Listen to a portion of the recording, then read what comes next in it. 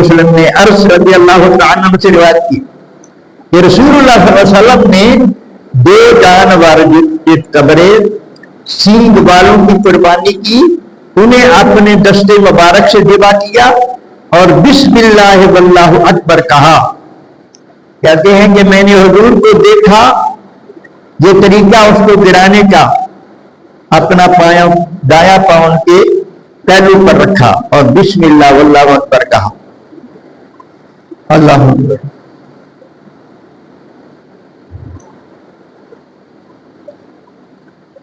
ابو داؤد اور نسائی میں عبداللہ بن عمر رضی اللہ تعالیٰ عنہ سے روایت، نبی کریم علیہ السلام نے ارشاد فرمایا مجھے یوم اضحیٰ کا حکم دیا گیا ہے، اس دن کو اللہ تبارک و تعالیٰ نے میری امت کے لیے عید بنایا، یعنی قربانی کے دن کا مجھے حکم دیا گیا ہے۔ نبی کریم علیہ السلام نے ارشاد فرمایا یوم اضحیٰ یعنی قربانی کا دن کا مجھے حکم دیا گیا ہے، اس دن کو اللہ تبارک و تعالیٰ نے میری امت کے لیے عید بنایا ہے۔ ایک شخص نے عرض کی کہ یا رسول اللہ یہ بتائیے کہ اگر میرے پاس منیہ کے سوا کوئی جانور نہ ہو تو کیا اسی کی قربانی کر دوں؟ فرمایا نہیں۔ انہوں نے کہا کہ یا رسول اللہ میرے پاس ایک منیہا ہے۔ منیہا کیا ہوتا ہے؟ وہ یہ ہوتا ہے کہ کوئی رشتہ دار ہے، کوئی دوست ہے، اس کے پاس دودھ نہیں ہے، کوئی اپنی بھینس اپنی گائے اس کو دے دے کہ جب تک یہ دودھ دیتی رہے تو اس کو پالتا رہے اور اس کا دودھ پیتا رہے۔ پنجابی کیا میں نے تارا دے دینی، مجھ تارا دے دیتی ہے، گاں تارا دے دیتی،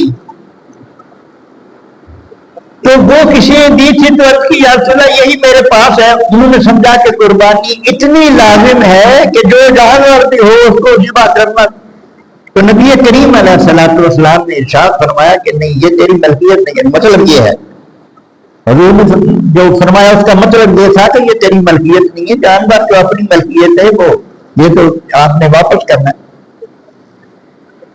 نبی کریم علیہ السلام نے ارشاد فرمایا ہاں تم اپنے بال اور ناخن ترشواؤ اور مونچھیں ترشواؤ اور منہ زیر ناف ڈھونڈو، اسی میں تمہاری قربانی خدا کے نزدیک پوری ہو جائے گی۔ نبی کریم علیہ السلام نے ارشاد فرمایا کہ تیرے پاس قربانی کے لیے جانور نہیں ہے، تجھے قربانی کا ثواب چاہیے، اور یہ دن قربانی کا تھا، یہ دن قربانی کا تھا، اس لیے اس نے بھی جلدی سے کہہ دیا نا کہ میں اس کو ہی کر دوں کہ آج قربانی کا دن۔ نبی کریم علیہ السلام نے چونکہ وہ جانور ملکیت نہیں تھی اس لیے اس سے منع فرما دیا، فرمایا تجھے قربانی کا ثواب چاہیے نا، تو وہ اس طرح ہے کہ تو اپنی حجامت، اپنی مونچھیں، سر کے بال کٹوا لو، مونچھیں کٹوا لو، بغلوں کے بال اتارو، پاکی کے بال اتار دو تو تجھے قربانی کا ثواب ملے، تجھے قربانی کا ثواب مل جائے گا۔ داڑھی منانا گناہ ہے، مت کو یہ سمجھے بھی یہ چھل دو تو چلو یہ ثواب مل گیا، نہ داڑھی منانا گناہ ہے، وہ کے پیچھے بھی بناؤ تا بھی گناہ ہے، جو قربانی جو مناؤ تو تا بھی گناہ۔ میرا خیال ہے ایک دن یہ گناہ کو ذرا بعد رہ کے بندہ کام چلانا چاہیے۔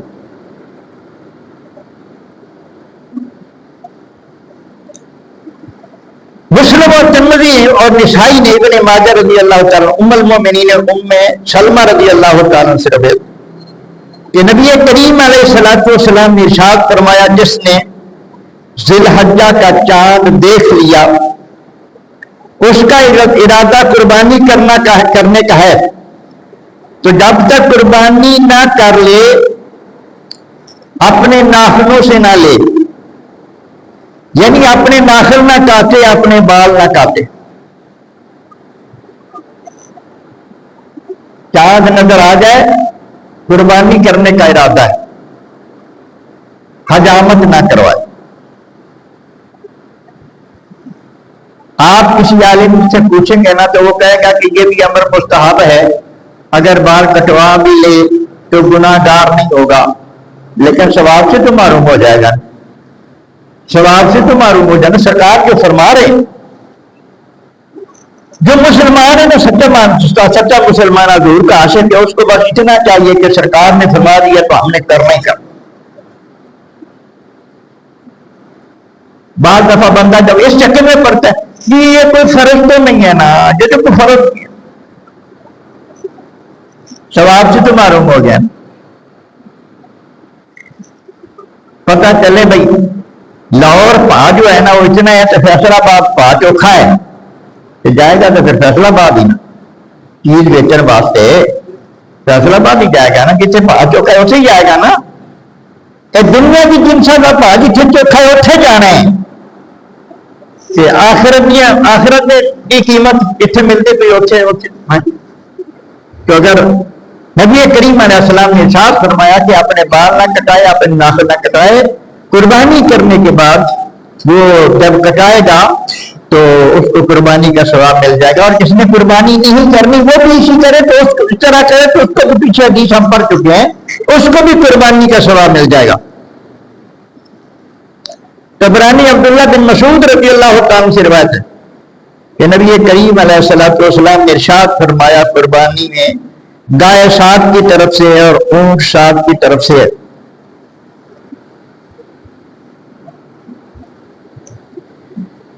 اللہ نسائی و ابن ماجہ مجاشع بن مسعود رضی اللہ تعالیٰ سے روایت ہے کہ نبی کریم علیہ السلام نے ارشاد فرمایا کہ بھیڑ کا جو بچہ ہے 6 مہینے کا بچہ سال بھر والی بکری کے قائم مقام ہے۔ یہ بھی ایک مسئلہ آپ نے بیان فرمایا کہ بکرے کا جو بچہ ہے وہ سال کا ہوگا تبھی وہ قبول کیا جائے گا، لیکن بھیڑ کا جو بچہ ہے وہ اگر موٹا تازہ ہو، سال کا معلوم ہوتا ہو تو 6 ماہ کا بھی ہو تو اس کی قربانی ہو سکتی ہے۔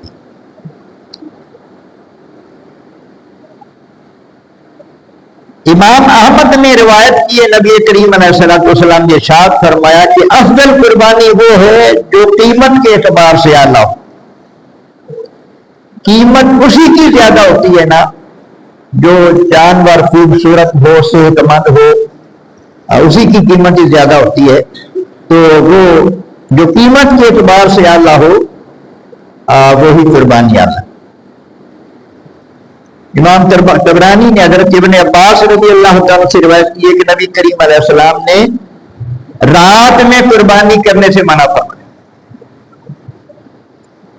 قربانی دن کو ہوگی، رات کو قربانی نہیں ہوگی، رات کو قربانی کرنے سے نبی کریم علیہ السلام نے منع فرمایا۔ امام احمد یعنی مسند احمد جو حدیث کی کتاب ہے اس میں یہ روایت ہے، حضرت علی رضی اللہ تعالیٰ عنہ سے روایت ہے کہ نبی کریم علیہ السلام نے فرمایا کہ 4 قسم کے جانور قربانی کے لیے درست نہیں ہیں۔ 4 قسم کے جانور قربانی کے لیے درست نہیں ہیں۔ کانا جانور جس کا کانا پر ظاہر ہو، بیمار جس کی بیماری ظاہر ہو، لنگڑا جس کا لنگ ظاہر ہو، اور ایسا لاگر جس کی ہڈیوں میں مدد نہ ہو، یعنی اس قسم کا جانور جو ہے داغی جانور، اس کی قربانی سے نبی کریم علیہ السلام نے منع فرمایا۔ اللہ ابو داؤد ابن ماجہ رضی اللہ تعالیٰ انہوں نے حضرت علی رضی اللہ تعالیٰ سے روایت کی ہے کہ نبی کریم علیہ السلام نے کان کٹے ہوئے اور سینگ ٹوٹے ہوئے کی قربانی سے منع فرمایا ہے۔ یہ جانور کی کیفیات بھی بیان ہو رہی. اللہ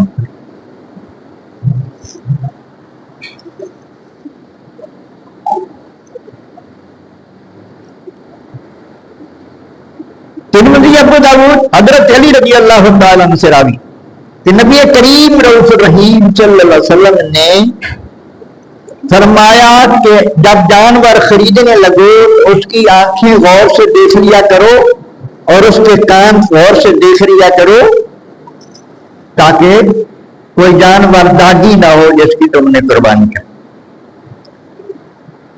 حضرت علی رضی اللہ تعالیٰ عنہ سے یہ بھی روایت ہے. ایک صحابی فرماتے ہیں میں نے دیکھا کہ حضرت علی رضی اللہ تعالیٰ عنہ کے سامنے دو جانور ہیں جن کو حضرت علی رضی اللہ تعالیٰ قربانی کے دن ذبح فرما. پوچھا گیا کہ آپ دو جانور کرتے ہیں. حضرت علی المرتضیٰ شیر خدا رضی اللہ تعالیٰ عنہ نے ارشاد فرمایا کہ نبی کریم علیہ الصلوۃ والسلام نے مجھے وصیت فرمائی تھی کہ ایک جانور میرے لیے بھی کر دیں، یعنی ایک جانور کا ثواب مجھے پہنچانا ہے. ایک جانور کا ثواب جو ہے وہ کیا کرنا ہے؟ مجھے پہنچانا. نبی کریم علیہ الصلوۃ والسلام نے خود بھی ثواب میں پوری امت کو شامل فرمایا ہے، گھر والوں کو شامل فرمایا ہے. تو اس کا مطلب یہ ہے کہ دوسروں کو ثواب پہنچانا یہ نبی کریم علیہ السلام کی سنت ہے. یہ ہم حدیث سے پڑھ رہے ہیں کہ حضور نے فرمایا اللہم تقبل من محمد و امت محمد و آل محمد. یہ دوسروں کو ثواب پہنچانا، اپنے ثواب میں شامل کرنا، یہ نبی کریم علیہ الصلوۃ والسلام کی سنت.